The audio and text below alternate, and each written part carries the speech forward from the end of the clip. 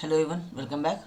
हम लोग लास्ट वाले क्लास तक में general share failure, local share failure, punching share failure ये क्या होता है ये समझ लिए थे।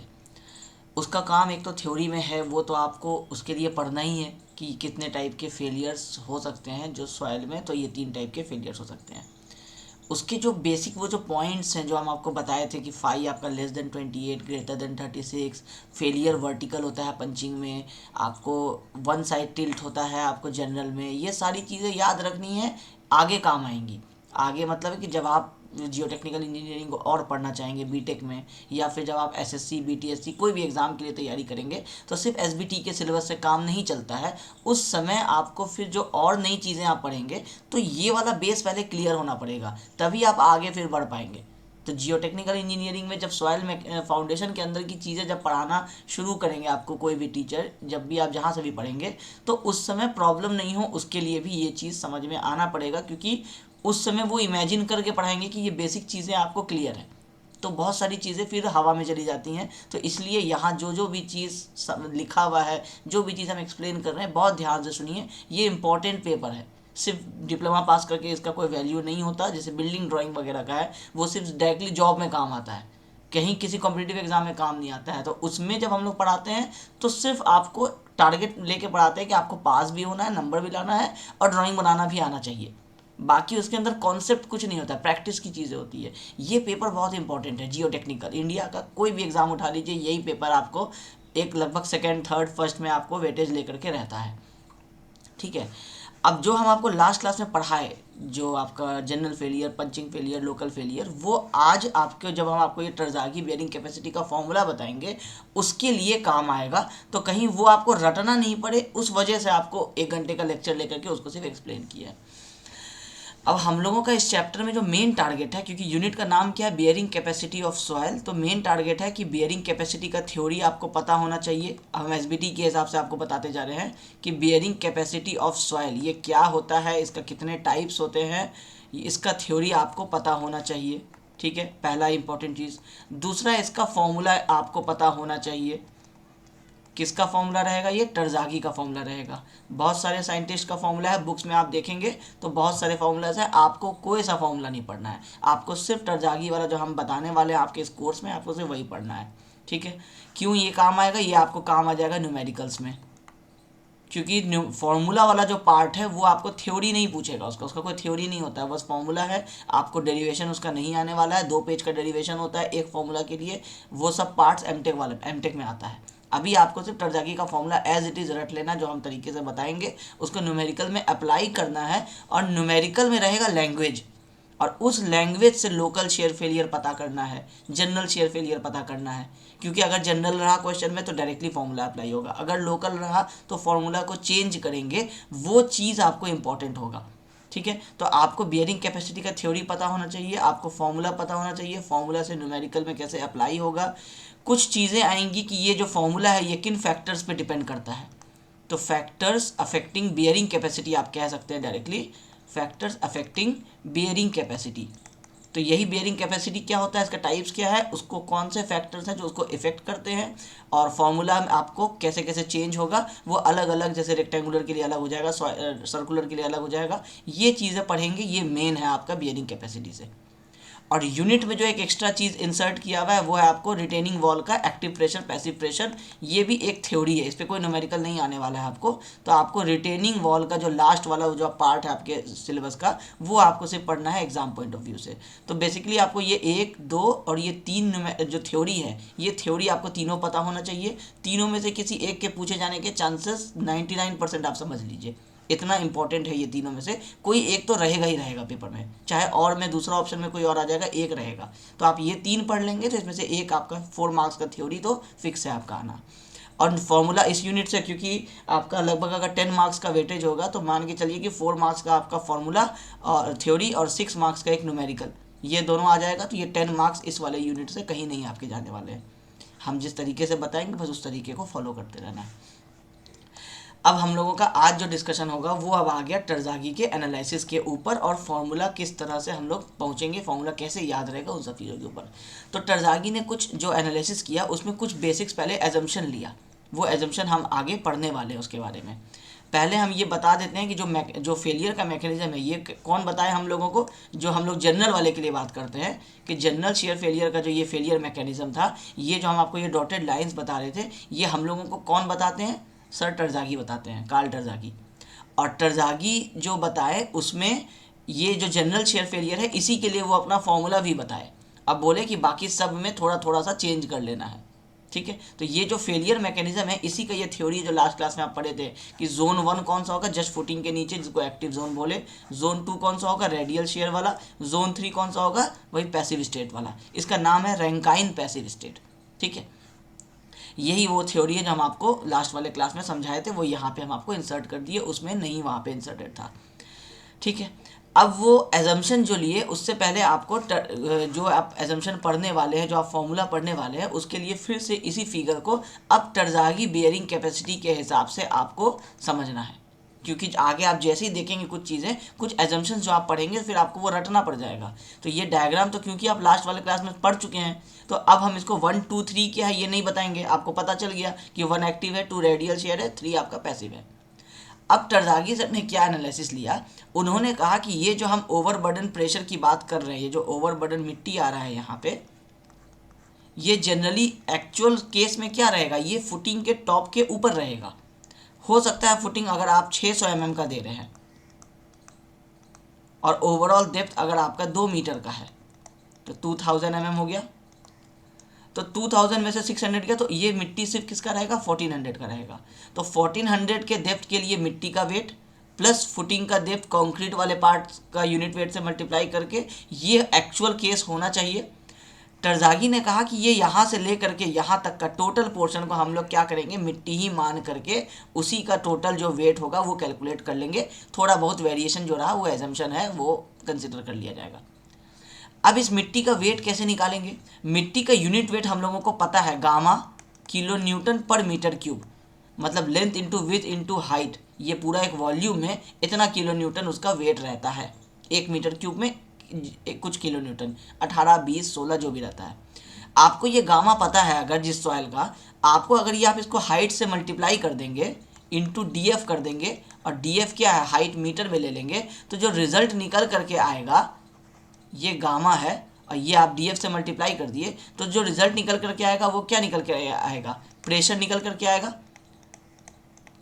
प्रेशर का यूनिट क्या आ जाएगा, किलो न्यूटन, ये मीटर, मीटर क्यूब से 1 कटेगा तो kilo newton per metre square. ये सॉइल के वजह से कितना प्रेशर आ रहा है, इस लोड के वजह से फुटिंग का कितना प्रेशर आ रहा है, ये दो चीज़ ऊपर से आ रहा है प्रेशर, और नीचे से जो आपको रिस्पॉन्स दे रहा है सॉइल, वो उसी प्रेशर के बराबर का रिस्पॉन्स दे रहा है। सॉइल अपना ऊपर में कोई फोर्स लगाते तो नहीं रहता है ना, अगर वैसा होता, इक्विलिब्रियम मेंटेन नहीं रहता, तो ये सॉइल तो बार बार ऐसी, नॉर्मल में आप किसी मैदान में जाते हैं आप देखते सॉइल बाहर की तरफ आ रहा है, ऐसा तो नहीं होता है, सॉइल एज इट इज़ है। लेकिन जब आप जितना प्रेशर लगाएंगे ये उतना ही रिएक्शन वापस देगा, जो हम पढ़ते हैं इक्विलिब्रियम में अपने फर्स्ट सेमेस्टर में कि मैकेनिक्स में कि आपका इक्विलिब्रियम चैप्टर रहता है, summation shear force equal to 0, summation आपका summation horizontal force equal to 0, summation vertical force equal to 0 और समेशन मोमेंट इक्वल टू 0। ये हम लोग फर्स्ट सेम में मैकेनिक्स में यही चीज़ पढ़ते हैं। तो सॉइल आपका आइडियली इसी जगह पे खड़ा है, इसका मतलब है इक्विलिब्रियम में है। इक्विलिब्रियम में है इसका मतलब है कि summation of vertical force is equal to 0 होगा, रहता है। जब आप ऊपर से लोड दिए, प्रेशर दिए, तो नीचे से ये भी प्रेशर से रिप्लाई करेगा, जितना प्लस का प्रेशर दीजिएगा उतना माइनस का रिएक्शन देगा, बराबर हो जाएगा, ठीक है। अगर बराबर नहीं हुआ तो कहीं ना कहीं सेटलमेंट हो जाएगा। तो हम लोगों का प्रेशर आया इस मिट्टी की वजह से भी, तो इस मिट्टी को के प्रेशर को कैसे हम लोग कैलकुलेट कर लिए, हम लोग सिर्फ जाने कि ये कितने डेप्थ पे है, मतलब आप जो फुटिंग देने वाले हैं बॉटम, वो कितने डेप्थ पे देने वाले हैं, जितने डेप्थ पे देने वाले हैं उसको मिट्टी के यूनिट वेट से मल्टीप्लाई कर दिए, तो ये क्यू ओवरबर्डन प्रेशर, ये क्यू क्या है, ओवरबर्डन प्रेशर, ये हम लोगों को मिल गया। तो पहला एनालिसिस आपको टरज़ागी का समझ में आ गया कि वो फुटिंग का जो अपना वेट है उसको कंसिडर नहीं कर रहे हैं, वो टोटल को फुटिंग के बॉटम तक के ओवरबर्डन प्रेशर को सॉइल के ही यूनिट वेट से मल्टीप्लाई कर दे रहे हैं, ठीक है। क्वेश्चन में आपको ये जो गामा रहेगा ये गिवन रहेगा कि ये ओवरबर्डन का जो सॉइल है उसका यूनिट वेट क्या है। आपको क्या करना है, जब ओवरबर्डन निकालना है तो इस वाले लेवल तक निकालना है, तो इसका हाइट देख लीजिए, फिगर दिया है तो फिगर में, या नहीं तो क्वेश्चन में अगर वर्ड्स में लिखा हुआ है तो वर्ड्स में पकड़िए कि डेप्थ ऑफ फाउंडेशन कितना है। डेप्थ ऑफ फाउंडेशन मतलब यही होता है बॉटम तक का बात, ठीक है, तो ये टॉप का ये 600 कितना दिया है फुटिंग, ये वाला डिस्कशन सॉइल मैकेनिक्स में ख़त्म हो जाता है, ये नहीं रहता है। तो ये हो गया गामा डीएफ, ये मेरा आ गया प्रेशर। अब डायग्राम को समझिए। आपका एक बात तो हम लोग क्लियर कर दिए थे कि कहाँ पे ग्राउंड है हमको उससे कोई मतलब नहीं है, ये हम ग्राउंड का सिंबल दिखा दिए, इससे हमको कोई मतलब नहीं है। हमको मतलब होता है कि मेरा फुटिंग किस जगह पे आ रहा है, सारा जो कैलकुलेशन है वो इस फुटिंग वाले लेवल पे कैलकुलेशन है। टरज़ागी का यही एनालिसिस है कि हम जो भी कैलकुलेशन कर रहे हैं, हम जो भी चीज़ बता रहे हैं ना, वो ये जो आपको डॉटेड लाइन दिखा रहे हैं, हम इस डॉटेड लाइन पे बता रहे हैं। हम ये अर्थ का एक्चुअल पोजीशन कहाँ है उससे हमको कोई मतलब नहीं है, क्योंकि फुटिंग जो दिया जाएगा वो एक्चुअली में ज़मीन से कुछ अंदर खोद करके एक्सकेवेशन करके दिया जाएगा। टरज़ागी का भी यही एनालिसिस था, यही कहना था कि जहाँ पे फुटिंग रेस्ट कर रहा है वहाँ पे ये पॉइंट लोड जो है ये इस तरह से सारा अपना प्रेशर बना रहा है।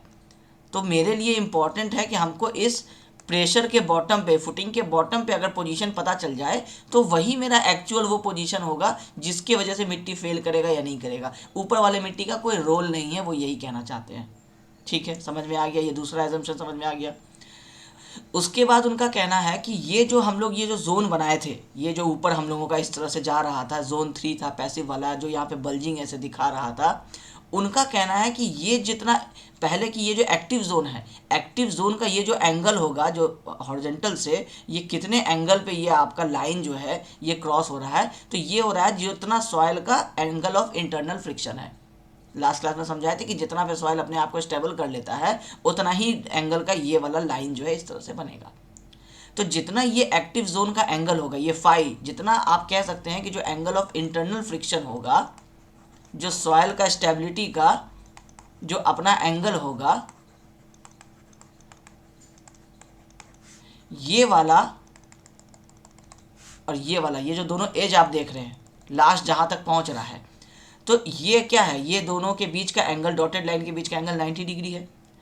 आइडियली क्या हम आपको शुरू से बता रहे थे कि जब भी कोई फुटिंग में लोड ट्रांसफर होता है ना, तो आइडियली क्या होता है 45 डिग्री पे होता है।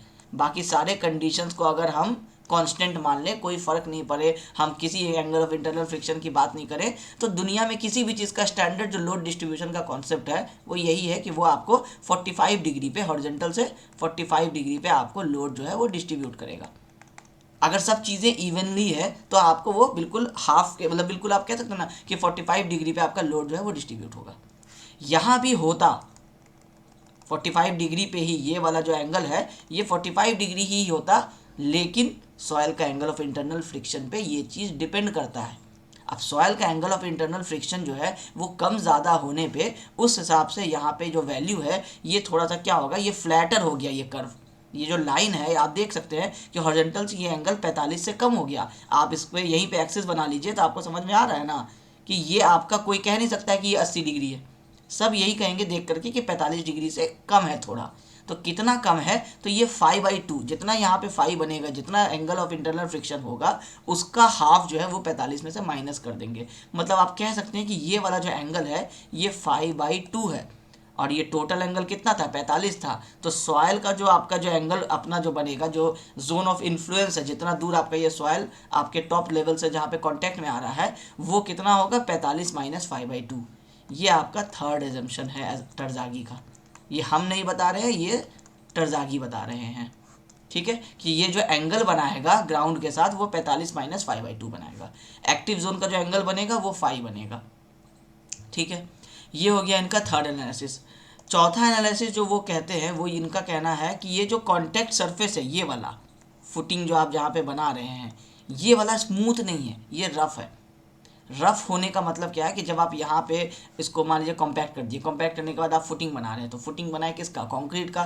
तो कंक्रीट के टॉप में तो आप क्या करते हैं ना कि एटलीस्ट उसको क्योरिंग वगैरह और ये सब करके आप पनिंग करके आप उसको बराबर कर देते हैं। मान लीजिए आप टाइल्स मार्बल भी लगा दिए, बॉटम में तो ऐसा कुछ नहीं लगा पाते हैं ना, बॉटम का तो जो कंक्रीट जैसे है वैसे ही रह जाता है। तो ये वाले पोर्शन को टरज़ागी जो कंसिडर करते हैं वो कंसिडर करते हैं रफ़, कुछ ऐसा।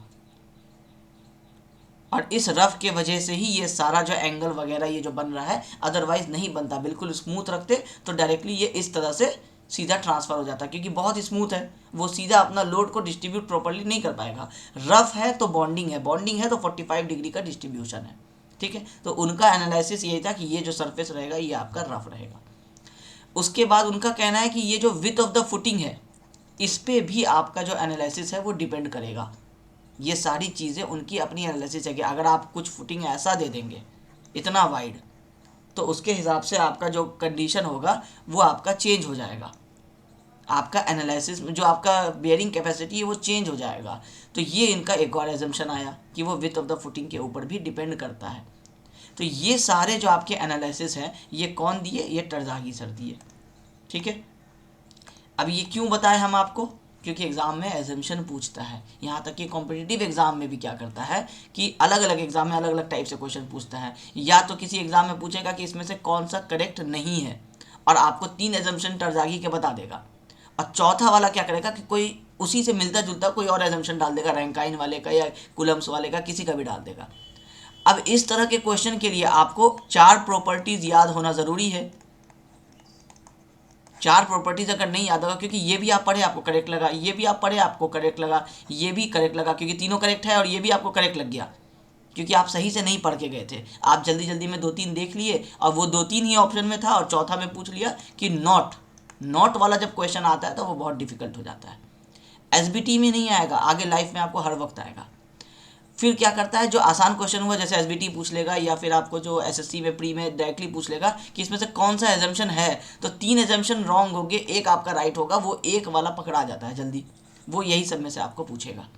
ठीक है, तो आपको पहले पढ़ लेना है एजम्पशंस, जो टरज़ागी का बियरिंग कैपेसिटी जो एनालिसिस किए थे उसमें जो वो अजम्पशंस लिए थे वो सारे यहाँ पे आपको लिखे हुए हैं। एक चीज़ और जो हम आपको शुरू से बता रहे थे कि ये जो एनालिसिस है ये क्या है, ये इस तरह से एक स्ट्रिप फुटिंग कंसिडर की है।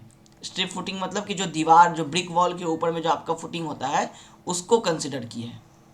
अब ये मान लीजिए गार्डन का दीवार है तो पूरा का पूरा दीवार चल रहा है, तो पूरा दीवार के नीचे पूरा इस तरह से फुटिंग चलता रहेगा, फिर ये यहाँ से इस तरह से दीवार का डायरेक्शन बदलेगा, ये फुटिंग का डायरेक्शन भी इस तरह से ऐसे करके बदलता रहेगा। इसको कहते हैं हम लोग स्ट्रिप फुटिंग, जो लगातार चलता रहता है। ये उसके लिए एजम्पशन दिए थे, लेकिन साथ में क्या बोल दिए थे कि हम कुछ शेप फैक्टर दे रहे हैं जिसको मल्टीप्लाई कर लेना और स्ट्रिप को चेंज कर लेना स्क्वायर में, स्ट्रिप को चेंज कर लेना सर्कुलर में, स्ट्रिप को चेंज कर लेना रेक्टेंगुलर में। 3 शेप्स हैं, तीनों शेप्स में चेंज करने का शेप फैक्टर है, वो याद रखना है क्योंकि एग्जाम में न्यूमेरिकल पूछ सकता है स्क्वायर फुटिंग के लिए। जैसे ही स्क्वायर बोला, टरज़ागी ने कोई फॉर्मूला नहीं दिया था, तो टरज़ागी का स्ट्रिप वाले को याद करना है और उसमें शेप फैक्टर याद करना है। 2 चीज़ याद करेंगे, मल्टीप्लाई करेंगे, आंसर आ जाएगा। ठीक है, अब एनालिसिस जल्दी जल्दी पढ़िए ताकि हम लोग फॉर्मूला पे बढ़ते हैं। जो उनका जो एजम्पशन था वो क्या क्या एजम्पशन था, the footing is a long strip और कंटिन्यूस फुटिंग, मतलब कि स्ट्रिप फुटिंग है आपका, वो उनका पहला एजम्पशन था। The footing rest on a homogeneous isotropic soil having c and phi. Footing जो है एक होमोजेनियस सॉइल पर रेस्ट करता है। होमोजेनियस मतलब सारी चीज़ें प्रॉपरली मिक्स्ड है, अलग अलग करके आप उसको नहीं चुन सकते हैं, क्ले, सिल्ट, सैंड, ये सबको अलग अलग करके आप देख के नहीं चुन सकते हैं, होमोजेनियसली मिक्स्ड है। और आइसोट्रोपिक है, मतलब इसमें सारे जो फोर्सेस हैं वो एक डायरेक्शन में सारे के सारे रहेंगे, ये हो गया आइसोट्रोपिक का मतलब। अब इसमें सी है और आपका फाई है, मतलब है कि फुटिंग जो है वो एक होमोजेनियस आइसोट्रोपिक सॉइल पे रेस्ट करता है और उस सॉइल का अपना सी होगा और फाई होगा। फाई क्या हो गया, एंगल ऑफ इंटरनल फ्रिक्शन, ये हम लोग डिस्कस कर ही रहे थे। और सॉइल में क्या होगा, सी भी होगा, मतलब कुछ ना कुछ कोहेजन भी होगा, मतलब ऐसा नहीं होगा कि कोहेजन लेस हो जाएगा, जैसे बालू हो गया कि सारे पार्टिकल्स के आपस में कोई वो नहीं है, मतलब एक तरह से कोहेजन नहीं है, मतलब आप कह रहे हैं इंटरमोलिकुलर बॉन्डिंग नहीं है, आपस में जुड़े हुए नहीं है। ये जो एनालिसिस किए हैं उसमें वो मान के चलें कि कुछ ना कुछ सी का वैल्यू है, तो इसका मतलब है कि जो बाय डिफ़ॉल्ट आपको क्वेश्चन में कोहेजन का कुछ ना कुछ वैल्यू मिलेगा। ठीक है, द ग्राउंड सरफेस हॉरिजेंटल है, ये वो मान के चले। लोडिंग वर्टिकल है और कंसेंट्रिक है, मतलब बिल्कुल फुटिंग के सेंटर पे लोडिंग पड़ रहा है, ये चीज़ वो मान के चले। और बिल्कुल वर्टिकल लोडिंग है और ग्राउंड बिल्कुल हॉरिजेंटल है, ये सारी चीज़ें बाय डिफ़ॉल्ट मान के चलनी है। The soil fails bye general share, ये भी टरज़ागी मानते हैं। The base of the footing is rough, ये भी उनका एक असम्पशन है।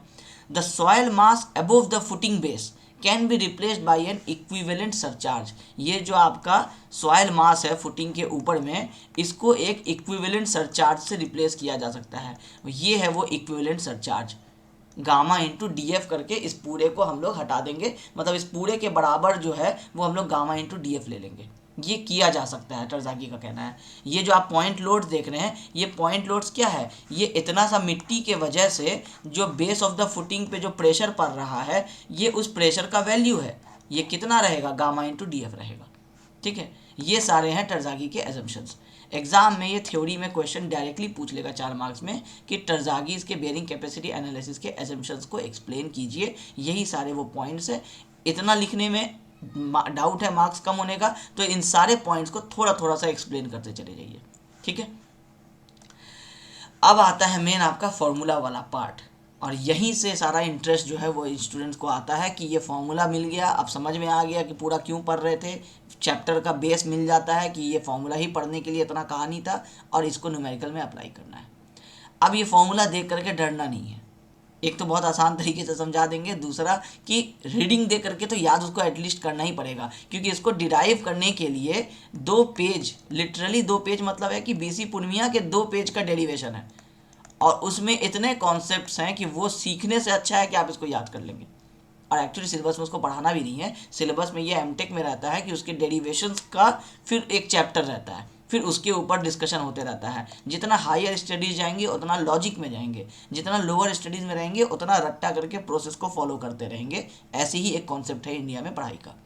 तो ऊपर जाएंगे तब ये सारी बातें होगी। अभी आपको जैसे बीटेक के स्टूडेंट रटते हैं, कॉम्पिटिटिव एग्जाम वाले रटते हैं, आपको ये फॉर्मूला रटना है। फॉर्मूला रटने का तरीका अब हम समझा देते हैं। 3 पार्ट में इस फॉर्मूले को रटिए। पहला, ये वाला जो फॉर्मूला है ये सॉयल के कोहेजिव फोर्स के बारे में बताता है, कोहेजन के बारे में बताता है कि कितना सॉयल में पार्टिकल्स में आपस का बॉन्डिंग है। क्यों? क्योंकि लोड उठाने के लिए ये भी एक इम्पॉर्टेंट रोल प्ले करेगा ना। आपस में पार्टिकल्स अगर चिपके हुए रहेंगे तो डेंस रहेंगे तो बहुत अच्छे से लोड ट्रांसफर कर पाएंगे। 2-3 लेक्चर से यही हम लोग डिस्कस कर रहे हैं। तो पहला वाला जो पार्ट है वो आपके कोहेजन को डिस्कस करता है। ठीक है, दूसरा वाला जो पार्ट है आपका ये आपके सरचार्ज को भी डिस्कस करता है। सरचार्ज का भी तो एक रोल है ना, ग्रॉस प्रेशर नेट प्रेशर जो हम लोग निकालेंगे तो सरचार्ज ही प्लस माइनस होगा, तो सरचार्ज का भी अपना एक रोल है। ठीक है, और तीसरा वाला जो है ये फुटिंग का आप शेप कह लीजिए या विथ कह लीजिए, कि विथ के ऊपर डिपेंड करता है, विथ ऑफ फुटिंग। जो हम आपको एजम्पशन में बता रहे थे ना कि ये सारी चीज़ें जो हैं ये टरज़ागी कहते हैं कि ये सारे इंपॉर्टेंट हैं जो आपके रोल प्ले करेंगे क्यू यू निकालने में। आप एजम्पशन में भी अभी लास्ट वाले में यही पढ़े ना कि ये हम लोग इसको सरचार्ज को रिप्लेस कर सकते हैं। उसके बाद एक हम लोग कहीं पे पढ़े थे, फुटिंग रेस्ट सी और फाई है, ग्राउंड सरफेस इज हॉरिजॉन्टल है। अब अच्छा, हम आपको एक्सप्लेन किए थे कि आपका जो विथ ऑफ द फुटिंग है ना वो भी एक इम्पॉर्टेंट रोल प्ले करता है। ज़्यादा बड़ा विथ देंगे तो उसी हिसाब से वेरी करेगा आपका वो अल्टीमेट आपका जो सॉइल का बेयरिंग प्रेशर है। ये एक फैक्टर हो गया जिसके ऊपर आपका डिपेंड करेगा। ये एजम्पशन में नहीं आया, ये फैक्टर वाली चीज़ें हो गई। तो ये 3 चीज़ में याद रखिए कि कोहेजन के बारे में बात करेंगे, सरचार्ज के बारे में बात करेंगे, विथ ऑफ द फुटिंग के बारे में बात करेंगे। इन सब को मिला देंगे तो सॉइल का अपना लोड उठाने का कैपेसिटी मिल जाएगा। ठीक है, अब थोड़ा सा इसको और आसान करते हैं। अब इसमें आपको और क्या याद रखना है कि ये जो फैक्टर है आप इसमें देख रहे हैं NC, इसमें एक फैक्टर देख रहे हैं NQ, और इसमें एक फैक्टर देख रहे हैं N गामा, ये NQ, और इसमें एक देख रहे हैं N गामा। ये जो N है ये क्या है, ये आपके इंटरनल फ्रिक्शन पे फाई पे डिपेंड करने वाले कुछ कांस्टेंट वैल्यूज़ हैं। तो इन वैल्यूज़ को अगर हटा दीजिए तो इसमें कोहेजन वाले में क्या बचा, सिर्फ C, NC को हटा दीजिए। सरचार्ज वाले में क्या बचा, गामा DF, आपको पता है सरचार्ज का फॉर्मूला गामा DF होगा, NQ को हटा दीजिए। और विथ ऑफ द फुटिंग वाले में क्या बचा, B/2 इंटू गामा। ये क्या है, हाफ V का मतलब है कि ये B/2 समझ लीजिए। एक तरफ की फुटिंग की बात हम आपको समझाने रटने का तरीका समझा रहे हैं कि इतने की अभी से बात करनी है आपको विथ ऑफ द फुटिंग में। तो B/2, क्योंकि दूसरा वाला क्या है, सिमेट्रिकल है, तो B/2 इंटू गामा। अब इतना तो याद रख सकते हैं आप कि C गामा DF और B/2 इंटू गामा, ये इतना सा याद हो सकता है। सबके साथ फैक्टर लगा दीजिए, NC NQ N गामा, बन गया पूरा फॉर्मूला। यही तरीका है इसको याद रखने का। कहानी समझ में आएगा कि क्यों प्लस कर रहे हैं, कोई माइनस क्यों नहीं कर रहे हैं, क्योंकि ये सारे वो फैक्टर्स हैं जो हेल्प करेंगे क्यू यू को उठाने में। अब टरज़ागी ने कहा कि ये हम स्ट्रिप फुटिंग के लिए बताए हैं, तो ये क्यू, और दूसरा कि ये हम ग्रॉस बताए हैं। ग्रॉस मतलब क्या, जो अल्टीमेट बियरिंग कैपेसिटी है क्यू यू, सिम्बॉल्स याद रखना है। अल्टीमेट बियरिंग कैपेसिटी पढ़ाए थे तो वहाँ पे क्यू यू बताए थे, आपको लिखा हुआ था वहाँ पे क्यू यू। जो हम लिखे हैं यहाँ पे नोटेशंस, यही आपको स्टैंडर्ड टेक्स्ट बुक्स में भी मिलेंगे, यही कॉम्पिटिटिव एग्जाम्स में भी मिलेंगे। तो ये चीज़ें बिल्कुल क्लियर कट याद हो जानी चाहिए। कई बार आपको अल्टीमेट बियरिंग कैपेसिटी नहीं लिख के देगा, सिर्फ क्यू यू लिख के देगा। समझ में आ जाना चाहिए कि यू मतलब अल्टीमेट, क्यू मतलब बियरिंग कैपेसिटी की बात हो रही है, प्रेशर की बात हो रही है। तो ये c N C plus gamma D F N Q plus half B gamma N gamma, ये जो है ये आपका स्ट्रिप फुटिंग के लिए फॉर्मूला है। अब ये है आपका ग्रॉस के लिए फॉर्मूला। सारी चीज़ें पढ़ लीजिए। सी क्या है, कोहेजन है। गामा क्या है, यूनिट वेट ऑफ सॉइल है। N C N Q N gamma क्या है, बियरिंग कैपेसिटी फैक्टर है। ये फाई के ऊपर डिपेंड करती हैं और ये आपको एक चार्ट देगा, एक टेबल देगा। इसका भी अपना फॉर्मूला होता है, नहीं इंपॉर्टेंट है, ना गेट में पूछेगा ना बीटेक में याद रखना पड़ता है। बीटेक में जब आप न्यूमेरिकल्स करेंगे तो उसमें आपको एन सी एन क्यू और एन गामा का अगर आपको नहीं दिया है वैल्यूज़ तो आपका इसका फॉर्मूला भी रखना पड़ता है। आपके लेवल पे अभी आपको ये सब कुछ नहीं करना है। बी क्या है, विड्थ ऑफ द फुटिंग है। डी एफ क्या है, डेप्थ ऑफ द फाउंडेशन या फुटिंग, जो भी सॉइल के टॉप लेवल से फुटिंग के बॉटम लेवल तक का है। सारे फैक्टर्स इसमें आपको क्लियर हो गए। ये फॉर्मूले को आप जितना ज़्यादा बार पढ़ सकते हैं, जितना ज़्यादा बार रट सकते हैं रट लीजिए। अब बाकी किसी फॉर्मूला को मत रटिए, सब कुछ आपके बियरिंग कैपेसिटी के डेफिनेशन से ही निकल जाएगा। अब हम पहले यहाँ लिख देते हैं कहीं खाली स्पेस में, उसके बाद हम लोग यहाँ हम ऊपर में लिख देते हैं। इससे आपको भी वो कॉन्फिडेंस आएगा कि ये फॉर्मूलाज याद करना कितना आसान है। हम लोग सबसे पहले क्या पढ़े, अल्टीमेट क्यू यू के बारे में पढ़े। तो क्यू यू क्या था, जो भी टोटल लोड हम लोगों का आ रहा है, तो वो फॉर्मूला हो गया हम लोगों का C N C plus gamma D F N Q plus half B gamma N gamma. ठीक है। अब हम आपको क्या बताए थे, क्यू यू आप निकाले। अब मान लीजिए आपको हम बोले कि नहीं अल्टीमेट नहीं चाहिए, हमको नेट चाहिए। तो नेट चाहिए तो आप क्या करेंगे, Q U minus gamma D F करेंगे। अब इस सारे को पुट कर दीजिए, आ जाएगा formula C N C plus gamma D F N Q plus half B gamma N gamma minus क्या, ये तो क्यू यू का वैल्यू पुट किया, माइनस क्या गामा डी एफ। अब देखिए यहाँ गामा डी एफ इसमें है, ये एज इट इज़ रह जाएगा, ये एज इट इज़ रह जाएगा। Gamma D F N Q minus gamma D F करेंगे तो गामा डी एफ कॉमन आ जाएगा। तब इसको जाके जब सॉल्व किया जाता है तो ये बनता है C N C plus gamma D F common ले लिए तो क्या बचा, एन क्यू माइनस यहाँ पे जो 1 गामा डी एफ है तो एन क्यू माइनस 1 बचा plus half B gamma N gamma. हो गया यही वाला फॉर्मूला। ये कौन सा आ गया, नेट के लिए आ गया। मतलब जो अल्टीमेट बियरिंग कैपेसिटी था ये आपको क्या आ गया, नेट अल्टीमेट बियरिंग कैपेसिटी। मतलब अल्टीमेट बियरिंग कैपेसिटी का नेट, सरचार्ज को अब आप माइनस कर दिए। हम आपको अगर बोलते कि हमको अलाउेबल बता दीजिए, या अलाउेबल छोड़िए, हम आपको बोलते कि अगर हमको नेट सेफ बता दीजिए, क्यू एन एस जो आप पढ़े थे, कि हमको ये नेट नहीं जानना है, हमको नेट सेफ जानना है, तो आपको नेट को क्या करना पड़ेगा, फैक्टर ऑफ सेफ्टी से डिवाइड करना पड़ेगा। ये फैक्टर ऑफ सेफ्टी आपको न्यूमेरिकल में दे के रखेगा, क्योंकि ये 1.5 हमेशा नहीं होता है, ये 2 भी हो सकता है, ये 3 भी हो सकता है। क्वेश्चन में गिवन रहेगा कि कितना फैक्टर ऑफ सेफ्टी वो लेके चल रहा है, वो डिपेंड करता है क्लाइंट के ऊपर, सिचुएशन के ऊपर। आईएस कोड भी हम लोगों को कहता है 1.5 से लेकर 3 के बीच में कोई भी वैल्यूज़ लिया जा सकता है, तो क्वेश्चन में मिलेगा। तो आप क्या करेंगे, यही Q U minus gamma D F, ये जो आप निकाले थे, divided by factor of safety कर देंगे, क्यू एन एस का आंसर आ जाएगा। आपको बोल देगा अलाउेबल बताइए, तो क्यू अलाउेबल क्या होगा, जो आप क्यू यू निकाले थे divided by factor of safety कर देंगे। आपको जानना है ना कि मैक्सिमम अलाउेबल कितना है। अलाउेबल मतलब क्या, कि बिल्डिंग इसका वेट प्लस सरचार्ज का, क्योंकि सरचार्ज तो हर हाल में रहेगा ही ना, तो पता तो होना चाहिए ना कि दोनों मिला करके अगर 500 किलो न्यूटन हो रहा है तो आपको अलाउेबल 500 पता रहे। अब सरचार्ज अगर 50 का है तो कह दिया जाएगा कि सर नेट जो है वो 450 का है, तो जब नेट बोला जाएगा तो सरचार्ज को ऑब्वियसली माइनस किया जाएगा। तो जो समझदार इंजीनियर होंगे वो समझ जाएंगे कि ये 450 जो बोल रहा है और साथ में बोल दिया कि सर ये क्यू नेट है, तो जैसे ही नेट बोला तो वो समझ जाएंगे कि ये सिर्फ और सिर्फ एक्स्ट्रा जो बिल्डिंग का लोड जो सॉइल के ऊपर आने वाला है उसकी बात हो रही है। वो सरचार्ज के बारे में बात ही नहीं करेगा, क्योंकि उसको पता है कि जितना सरचार्ज का वेट होगा उतना ही इसमें ऐड कर देंगे तो मेरा ग्रॉस आ जाएगा। तो एक ही चीज़ है, इसको इतना घुमा के बात करने की क्या ज़रूरत है। 500 बोलेंगे तो फिर सरचार्ज माइनस करके अल्टीमेटली पहुंचेंगे 450 पे ही। तो मेरे लिए प्रॉब्लम यही है कि हमको ये 450 इस बिल्डिंग का वेट इससे ज़्यादा नहीं होना चाहिए। इससे अगर ज़्यादा हो गया, ये अगर 455 हो गया, तो सरचार्ज का वेट तो 50 एज इट इज़ रहेगा। तो टोटल प्रेशर कितना हो जाएगा, 505 हो जाएगा। ये ग्रेटर हो जाएगा मेरा 500 जो हम जितना अलाउ किए हैं, हम इसको फेल मानेंगे। यही इतना दिन से जो हम बेयरिंग कैपेसिटी कह रहे थे, वो यही रीज़न है। आपको याद रखना है सिर्फ ये वाला, और यही वाला आपके आगे सारे फॉर्मूलाज का बेस बन जाता है। ठीक है, तो ये आसान है, लॉजिक याद रखना आसान है, क्योंकि थ्योरी में आप वैसे भी लिखने वाले हैं। तो वहाँ से ये बस ये चीज़ों को याद रखिए और उसको डिवाइड करते चले जाइए, अपने आप आपका आंसर आते चले जाएगा। कुछ रटने की ज़रूरत नहीं है। जैसे भी हम आपको यहाँ लिखे हुए हैं ये फॉर्मूला क्यू यू नेट का, नेट अल्टीमेट का, तो नेट अल्टीमेट के लिए फिर आप देखेंगे कि इसको यहाँ एन क्यू -1 है। अब एग्ज़ाम में क्या हो रहा है, आपको याद आ रहा है ये वाला फॉर्मूला।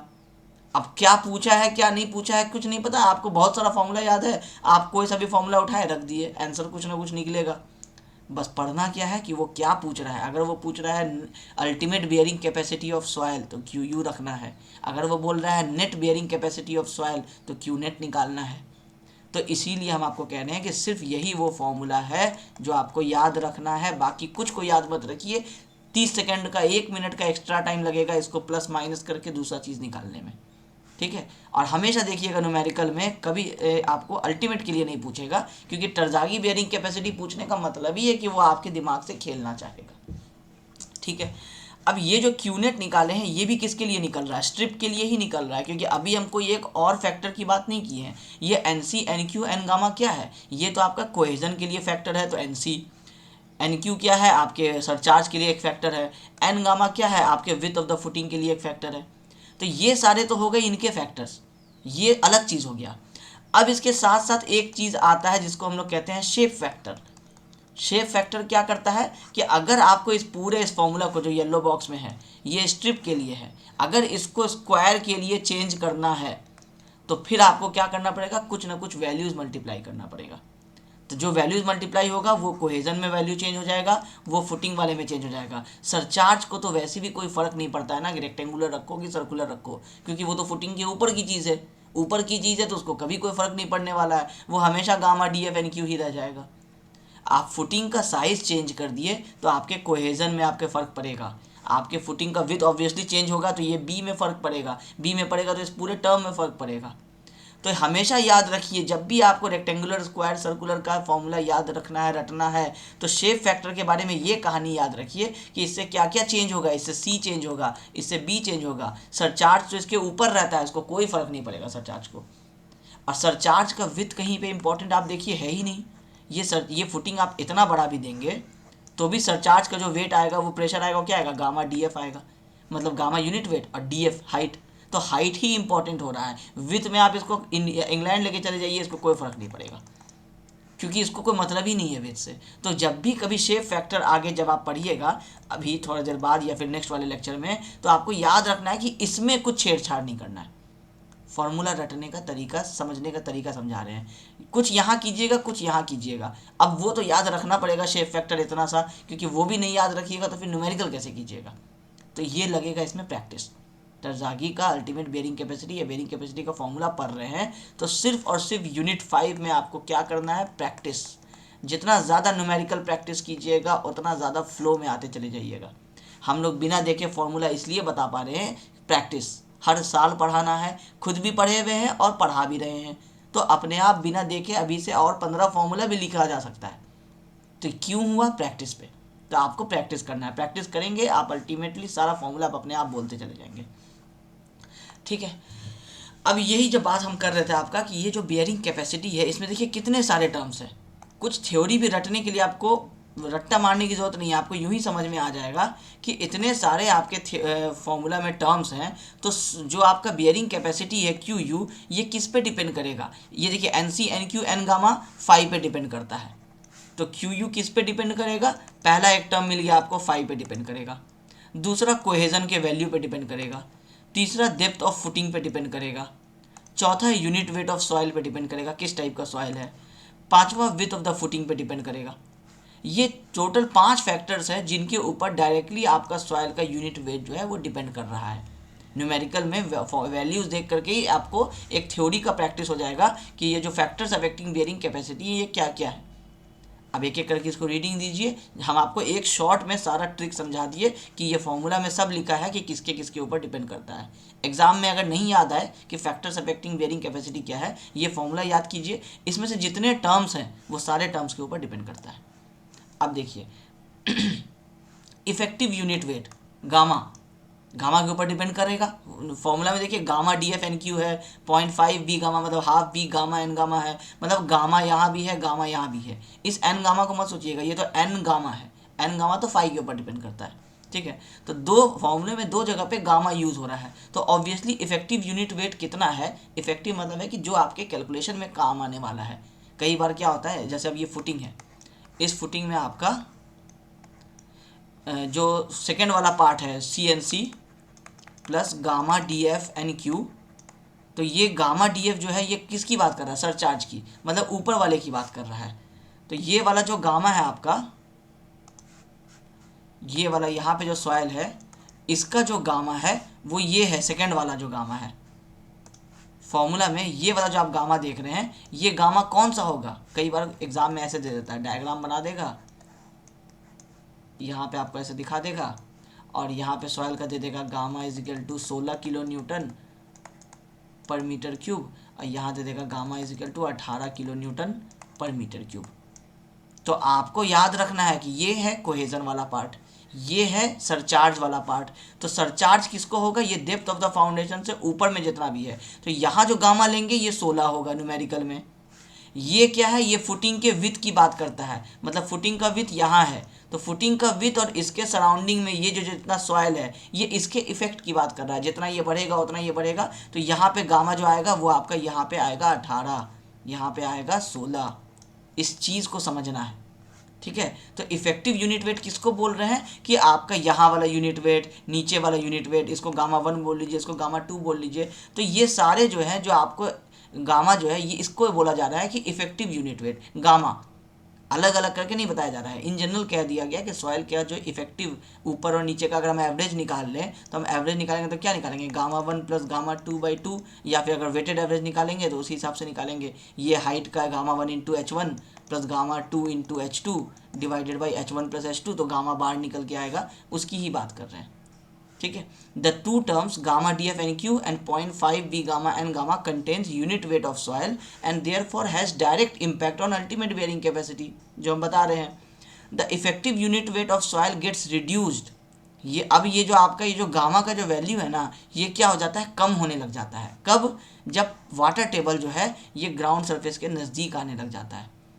इमेजिनेशन के लिए सोचिए, ये ग्राउंड है और इसमें आप मान लीजिए कि ये दलदल बन गया आपका। दलदल मतलब क्या हुआ कि आपका पूरे में जो पानी है वो बहुत ऊपर लेवल तक आ गया, ऊपर लेवल तक आ गया। आप जैसे ही पैर रख रहे हैं, दलदल में नहीं मानिए, मान लीजिए कि पानी बहुत ज़्यादा जमा हो गया, आप पैर रख रहे हैं, पैर आपका धंस जा रहा है। अब इसके ऊपर आप बिल्डिंग बनाएंगे तो ऑब्वियसली ये वाला सॉइल क्या है, वीक है, कम स्ट्रेंथ है। अब मान लीजिए कि क्रिकेट का ग्राउंड है जिसमें आपका आप आराम से बैटिंग बॉलिंग सब कर रहे हैं, खेल रहे हैं। अब ये वाला ग्राउंड में आप दौड़ रहे हैं लेकिन आपको कुछ नहीं हो रहा है, क्योंकि इसमें वाटर टेबल जो है वो यहाँ पे नहीं है, वो कहीं यहाँ पे है। या एक ही ज़मीन को गर्मी के समय में देखिएगा वो लगेगा इसमें स्ट्रेंथ है, रेनफॉल जब आपका बरसात का टाइम आएगा तो उस समय आप देखिएगा तो आपको समझ में आएगा कि ये ग्राउंड जो है एक्चुअल में वीक है यहाँ पे। तो ये पानी का जो टेबल है, वाटर टेबल, ये आपके सॉइल को क्या करता है, डायरेक्टली यूनिट वेट को चेंज कर देता है। यूनिट वेट चेंज होगा, जितना हल्का होता चला जाएगा उतना ही कमज़ोर होता चला जाएगा। जितना ज़्यादा यूनिट वेट रहेगा उतना हैवी रहेगा, उतना लोड भी हैवी बियर करेगा। ठीक है, तो इफेक्टिव यूनिट वेट का फ़र्क बियरिंग कैपेसिटी पे पड़ता है। इफेक्टिव यूनिट को किससे फ़र्क पड़ता है, तो वाटर टेबल से पड़ता है। तो आप अल्टीमेटली ये भी कह सकते हैं कि जो आपका बियरिंग कैपेसिटी है, bearing capacity SBC, safe bearing capacity या सॉइल बियरिंग कैपेसिटी, ये आपको वाटर टेबल पे भी डिपेंड करता है। इफेक्टिव यूनिट वेट पे तो करता ही है। डेप्थ ऑफ द फुटिंग पे डिपेंड करता है, गामा DF NQ है, इसका मतलब है कि DF से मल्टीप्लाई होगा, तो ये कितने डेप्थ में जितना आप दीजिएगा उतना आपका सरचार्ज का वेट बढ़ता चला जाएगा। The term gamma DF NQ contains depth of footing, hence the ultimate bearing capacity increases with depth of footing. Directly proportional है ना, DF बढ़ता जाएगा, ये पूरा टर्म मल्टीप्लाई होकर बढ़ता जाएगा, फिर ऐड होगा किसी टर्म के साथ तो अल्टीमेटली वो भी क्या होगा, बढ़ता जाएगा। तो QU जो है वो इंक्रीज करेगा। ये आपको MCQ में पूछ लेगा कि डेप्थ ऑफ द फुटिंग बढ़ने से unit weight bearing capacity of soil में क्या फ़र्क पड़ता है। A increases, B decreases, C remains constant, D none of this. वहाँ पे ये आपको समझ में आ जाएगा।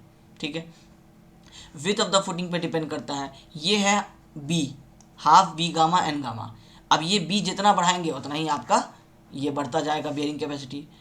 अब इसमें क्या होता है कहानी, अब एक चीज़ और समझ लीजिए। ये तो हो गया, बी पे तो आपको बढ़ेगा ही विथ ऑफ द फुटिंग, ये तो आपको एज इट इज़ याद रख लेना है, वो भी डायरेक्टली प्रोपोर्शनली ये सारी चीज़ें। अब याद रखना है कि अगर हम लोग क्ले की बात, क्ले छोड़ दीजिए, अगर हम लोग जनरल सॉइल की बात कर रहे हैं तो जनरल सॉइल में टरजागी का एजम्पशन क्या था कि उसमें फाई भी है, उसमें सी भी है। तो आपका फॉर्मूला बना C N C plus gamma D F N Q plus half B gamma N gamma. और इसमें आपका फाई का रोल कहाँ आया, ये एन सी एन क्यू और एन गामा निकालने में। तो पूरे फॉर्मूला में सी का भी रोल है, गामा का भी, फाई का भी रोल है। अगर हम इसको कर देते हैं सैंड के केस में, सॉइल नहीं बात कर रहे हैं, कोई मिक्स सॉइल नहीं, डायरेक्टली सैंड बोले, प्योर सैंड, और लिख दें यहाँ पे प्योर सैंड। प्योर सैंड में हम आपको इतनी देर से क्या बोल रहे हैं कि कोहेजन तो होता नहीं है, इंटरमोलिकुलर बॉन्डिंग तो होता नहीं है, तो सी का जो वैल्यू होता है वो वहाँ पे ज़ीरो हो जाता है। अब जब सी का वैल्यू, जब प्योर सैंड का जब आप टरजागी एनालिसिस निकालिएगा फॉर्मूला और प्योर सैंड के लिए निकालिएगा तो सी को ज़ीरो करना पड़ेगा। सी को ज़ीरो कीजिएगा तो ये पूरा टर्म ज़ीरो हो जाएगा। तो फॉर्मूला क्या बचेगा, क्यू यू क्रॉस का gamma D F N Q plus half B gamma N gamma. ठीक है, तो ये वाला सिर्फ आपका पोर्शन जो है ये सैंड के लिए रह जाएगा।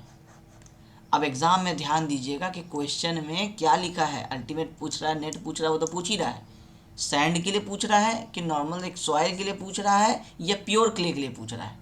अगर प्योर क्ले के लिए बोलता है तो प्योर क्ले में एंगल ऑफ इंटरनल फ्रिक्शन जो है वो ज़ीरो हो जाता है। एंगल ऑफ इंटरनल फ्रिक्शन जब ज़ीरो हो जाता है तो एन क्यू का वैल्यू 1 हो जाता है, एन गामा का वैल्यू 0 हो जाता है, और एन सी का वैल्यू कुछ 5 6 7 8 ऐसे हो जाता है जो आपको क्वेश्चन में गिवन रहेगा। अब हम इसको इरेज करके फिर से अब एक नया चीज़ लिख रहे हैं। ये सब चीज़ों को आप कॉपी में कहीं ना कहीं साइड में इस तरह से क्लाउड बना करके नोट डाउन करके रखिए, क्योंकि ये सब चीज़ को यहाँ बनाना लिखना पॉसिबल नहीं होता है, जो बता रहे हैं उसको याद रखिए। फॉर प्योर क्ले, जब प्योर क्ले हो जाएगा तो फाई इज इक्वल टू 0 हो जाएगा। फाई 0 होगा तो एन सी का वैल्यू 5.7 होता है टरजागी के हिसाब से, एन क्यू का वैल्यू 1 हो जाता है, और एन गामा जो है वो इज इक्वल टू 0 हो जाता है।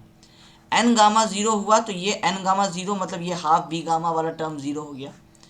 एन क्यू का वैल्यू 1 हो गया तो यहाँ पे सिर्फ गामा डी एफ बचा। तो क्ले के लिए जो फॉर्मूला बन जाएगा वो क्या बन जाएगा, C N C plus gamma D F. N Q 1 हो गया और बाकी का टर्म 0 हो गया। अब ये कौन सा फॉर्मूला हो गया, क्यू यू का। अब अगर एग्जाम में नहीं पूछेगा न्यूमेरिकल में, ऑब्जेक्टिव में पूछ लेगा कि नेट बियरिंग कैपेसिटी बताइए प्योर क्ले का, तो क्या करेंगे, Q U minus gamma D F करेंगे। क्यू यू का फॉर्मूला क्या है, C N C plus gamma D F, ये क्यू यू का फॉर्मूला है, माइनस गामा डी एफ। तो ये कट गया, क्या बचा, क्यू नेट का फॉर्मूला सी एन सी। आपको क्या चाहिए, सी एन सी का वैल्यू भी टरजागी बता दिया 5.7, याद रखना है, और सी का क्वेश्चन में वैल्यू दे दिया है, बस मल्टीप्लाई कीजिए, नेट का आपको प्रेशर मिल गया, नेट बियरिंग कैपेसिटी।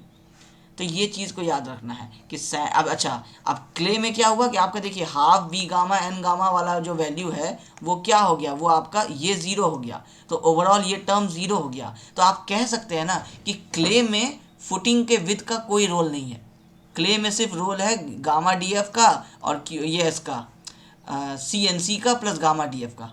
तो सी का वैल्यू है क्ले में, गामा डी एफ का रोल है, विथ ऑफ द फुटिंग का रोल नहीं है।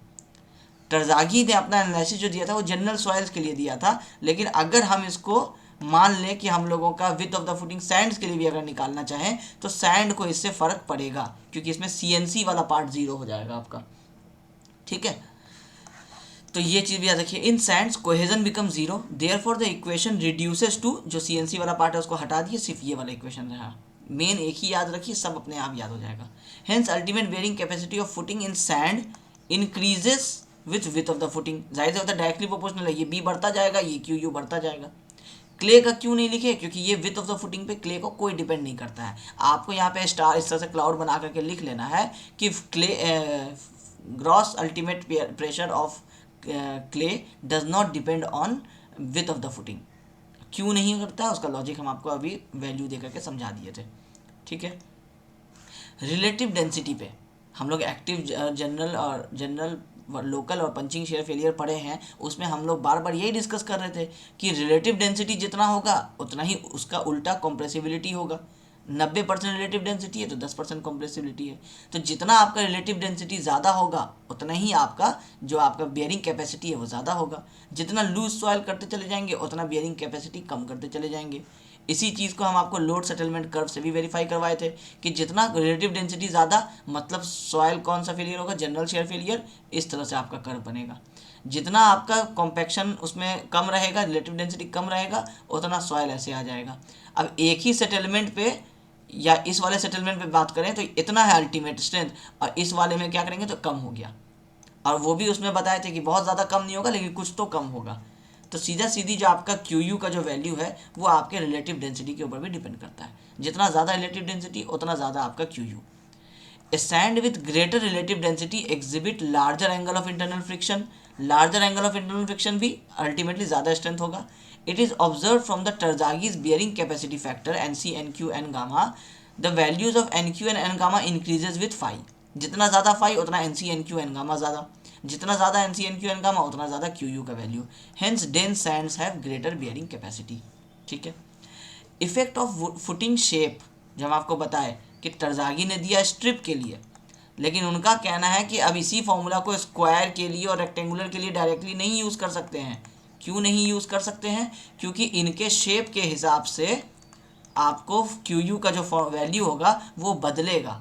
इसका मतलब है कि जैसे ही स्ट्रिप को आप चेंज किए स्क्वायर में, आप फॉर्मूला में कुछ फैक्टर मल्टीप्लाई किए।